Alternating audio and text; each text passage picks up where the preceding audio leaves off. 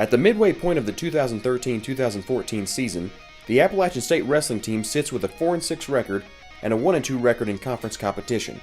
Hello and welcome to another App State TV football spring practice report.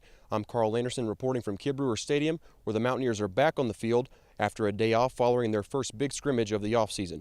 Overall, a very solid day for Appalachian's defense, who surrendered only 2 touchdowns and a field goal out of 126 plays. Appalachian State football is back in full pads for the first time in 2 weeks. Hello, I'm Karl Anderson with App State TV, reporting from the Sofield Indoor Practice Facility, where the Mountaineers get their first crack at full contact for the first time since Wednesday's practice on March 5th.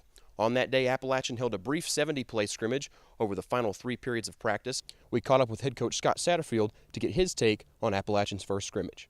Well, I thought the energy was good of the guys that were flying around trying to make plays. Appalachian is back on the field for its 9th of 15 practices, concluded with the annual spring game to be held on April 4th. For our coach profile today, we caught up with Appalachian's longest tenured assistant coach and perhaps its most decorated former player, defensive line coach Dale Jones.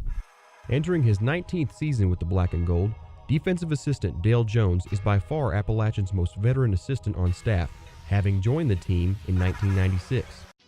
A native of Collinsville, Virginia, Mark Ivey graduated from Appalachian State in 1996 after lettering as a defensive lineman and linebacker from 92 to 95.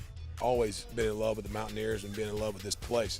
So it was a great pleasure to come back and be back here after 16 years in Florida coaching high school football. Huge on intensity, very big on intensity. If you can master the intense factor that he brings to the game, you'll be a great player under him. He's really demanding, but in a very good way. He expects a lot out of the players, but he's a great coach. He motivates you very well. He's a great motivator, and he's a good people person, I think. So he makes it fun to play under him.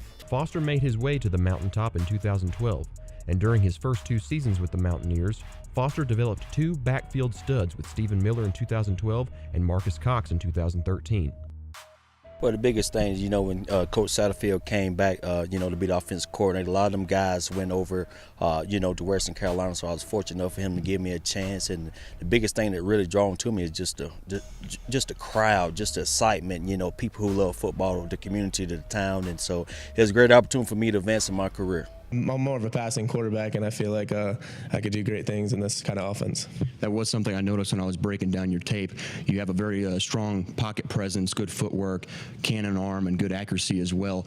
Where do you attribute all those skills to that you honed in high school? I worked with a great quarterback coach, Coach Kressler, ever since 8th. Now you go into this season with both Law and McGowan, 2 very experienced players. McGowan going into his senior season, Law going into his 3rd year.